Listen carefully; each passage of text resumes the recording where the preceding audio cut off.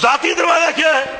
نبی علیہ السلام کی حدیث ہے کہ ان اللہ یقبل توبۃ عبدہ ما لم یغرغر، اللہ تعالیٰ اپنے بندے کی توبہ اس وقت تک قبول کر لیتا ہے جب تک بندے کی جان اس کے حلق میں نہ پھنس جائے.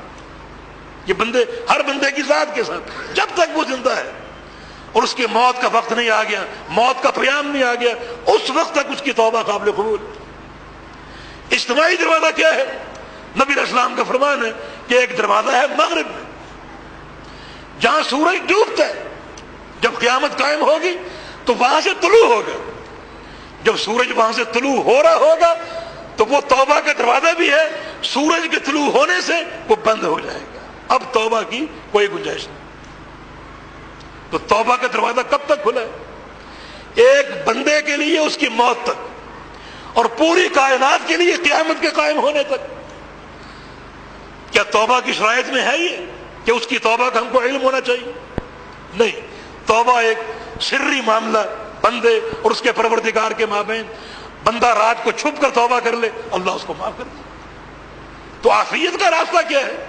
کہ اس کا یہ عمل کفر ہے. یہ نہ کہو کہ تو کافر ہو گیا، ممکن ہے وہ توبہ کر چکا، اللہ اس کو معاف کر چکا، اور آپ اس کو کافر کہنے پر مصر ہو. پھر کیا ہوگا؟ وَأَن تَقُولُوا عَلَى اللَّهِ مَا لَا تَعْلَمُونَ. یہ اللہ پر ایسا قول ہوگا جس کا تم کو علم ہی نہیں. اللہ پر قول بلا علم یہ شرک سے بڑا گناہ ہے. قرآن نے اس کو ذکر کیا. خیر خواہی کا راستہ کیا ہے؟ نبی علیہ السلام کی ایک حدیث ہے کہ ادرأوا الحدود بالشبہات. ایک جامع قاعدہ ہے، بڑا عظیم قاعدہ کہ اللہ کے بندو حدود کو ٹالنے کی کوشش کرو کسی شبہ کی بنا پر. ایک شخص پر ایک حد قائم ہو رہی،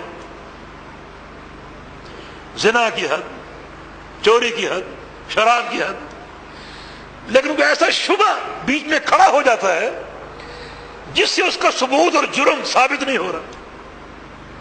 کسی شبہ کی بنا پر اس شبہ کو قبول کر کے اس کی حد کو ٹال دو. تمہارے سامنے کسی بھائی کا کوئی عمل آئے، خیر خواہی کا تقاضا یہ ہے کہ تم یہ سوچو کہ یہ معذور ہوگا. کوئی ایسی سوچ کے ذریعے اپنے اس بھائی کے بارے میں حسن ظنی رکھتے ہوئے یہ سوچو. اس میں کوئی قباحت نہیں کہ اس عمل کے بارے میں ڈٹ کے بات کرو یہ عمل کفر ہے. اس میں کوئی قباحت نہیں، یہ بالکل ڈنکے کی چوٹ ہونا چاہیے. لیکن معاملہ یہ ہے کسی بھائی کو معین کر کے مخاطب کر کے اس کو کافر قرار دینا، یہ دعوت کی مصلحت کے بھی خلاف ہے اور شریعت کے جو مقاصد ہیں اس کے بھی خلاف ہے، ان نصوص کے بھی خلاف ہے. اور سیدھی بات یہ ہے کہ حکم علی الذات شرعی حکم ہے، اور ہر شرعی حکم کا اختیار صرف اللہ رب العزت کے پاس. ہم نماز کیوں پڑھتے ہیں؟ نماز ایک شرعی حکم. حکم ہمیں کس نے دیا؟ اللہ نے دیا. تمہارا ذاتی حکم تو نہیں. حج کیوں کرنا چاہتے ہیں؟ شرعی حکم. حکم کہاں سے آیا؟ اللہ کی طرف سے. روزے کیوں رکھتے ہیں؟ شرعی حکم. یہ کہاں سے آیا؟ اللہ کی طرف سے. تو بھائی کسی کی ذات کو کافر کہنا ایک شرعی حکم ہے، اس میں آپ کا ذاتی اختیار کہاں سے آ جائے گا؟ اس کے لیے بھی اللہ کے حکم کا انتظار کرو. تو چونکہ شریعت میں وحی کا دروازہ بند ہو چکا ہے تو ضرورت ہی نہیں کسی کی ذات کو مطعون کرنے کی. اس عمل کے بارے میں ڈٹ کر بات کرو. یہ عمل کفر ہے، یہ عمل نفاق، یہ عمل شرک ہے. اس زد میں وہ شخص اگر آ رہا ہے تو 100 بار آئے، نہیں آ رہا تو کم از کم ہم تو بری ذمہ ہوں گے. ہم تو قول بلا علم نہیں کہیں گے اللہ کی ذات پر. تو خوارج کا ایمان ان کے اندر کیوں نہیں تھا؟ اس ایک عظیم ظاہرے کی بنا پر جو انہوں نے امت کی تکفیر کی، متعین کر کر کے نام لے لے کر لوگوں کو کافر قرار دیا. تو ایسے لوگوں کا ایمان، ایسے لوگوں کا عمل اوپر ہے، ان کے دل میں جو اللہ کی خشیت ہے، اللہ کا خوف ہے، قطعاً داخل نہیں ہوتا.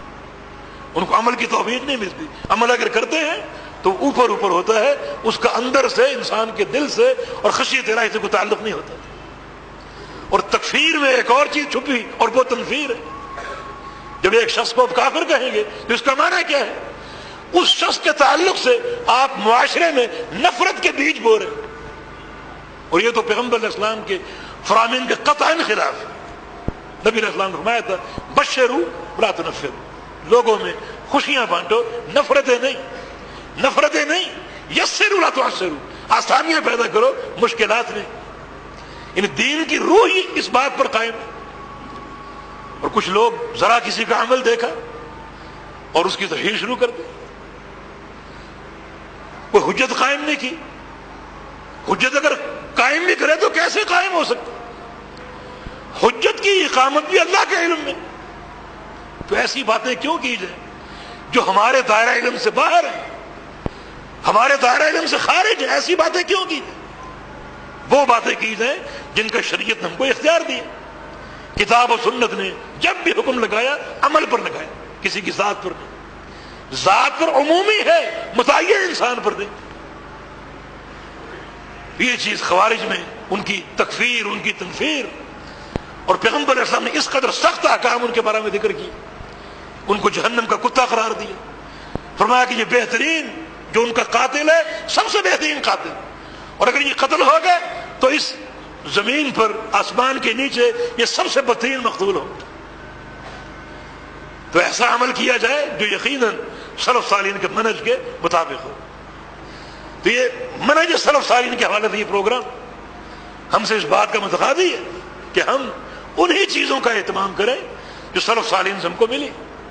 تو ابن قیم کی عبارت کی وضاحت ہو رہی تھی، ہر انسان کی تکمیل دو قوتوں کے ساتھ ہے، ایک عملی قوت، ایک علمی قوت۔ علمی قوت باہر سے آتی ہے، کتاب و سنت سے، وحی الہی سے، اور اس کی شان یہ ہے کہ وہ انسان کے دل میں اترتی، خشیت کے ساتھ، اللہ کے خوف کے ساتھ، عمل صالح کی رغبت کے ساتھ، تقوی کے ساتھ، ورع کے ساتھ، پرہیزگاری کے ساتھ انسان کے دل میں سرایت کرتی۔ علمی قوت یہاں مکمل ہوئی، اب باری عملی قوت کی۔ فرماتے ہیں کہ عملی قوت انسان کے اندر سے نکلتی۔ اب وہ جو علم انسان نے حاصل کیا کتاب و سنت کا، اپنے دل کی زمین کو اس نے آباد کر لیا، زرخیز کر لیا وحی الہی کے علم سے۔ اب عملی قوت، وہ علم جو انسان نے حاصل کیا، انسان کے دل کے اندر ہے، کتاب و سنت کا، اس کو باہر نکالے۔ اس علمی قوت کا رنگ اس کی ذات پر نمایاں ہو، اس کے عمل کے ساتھ، اس کے عقیدے کے ساتھ، اس کی گفتار کے ساتھ، اس کی زبان محفوظ ہو، اس کی آنکھیں محفوظ ہو، اس کا عمل اس علم کے مطابق ہو، وہی الہی جو اس کے مطابق ہو۔ یہ دو قوتیں، علمی قوت اور عملی قوت، جس سے انسان کی تکمیل ہوتی۔ بس یہ ساری جو زندگی ہے انہی دو قوتوں کے زیر و سایہ گزار دی۔ نمبر ایک، علم نافع کا حصول، وحی الہی، کتاب و سنت۔ اس کے لیے واقعات ایسے علماء کا انتخاب جن کی علمی شہرت معروف مسلم ہو، جن کا سارا جو طور ہے وہ معلوم ہو۔ یہ کون ہے؟ اس نے کہاں پڑھا؟ اس کے کون مشائخ ہیں؟ اسے اس مسلک پر فائد کرنے والا کون ہے؟ اپنے علاقے میں معروف، اپنے ملک میں معروف ہو اس چیز کے ساتھ، تو اس شہرت کے ساتھ اس کا رخ ہو، اس سے علم حاصل کیا جائے، اس علم سے اپنے دل کی زمین کو آباد کیا جائے، اور پھر اس علم کا رنگ انسان کی ذات پر، اس کے ظاہر پر، اس کے ہر عمل پر موجود ہو۔ اس کی اگر نماز ہو تو اس علم کے مطابق، اس کا حج ہو تو اس علم کے مطابق، اس کے روزے ہو تو اس علم کے مطابق، الغرض کی پوری زندگی اسی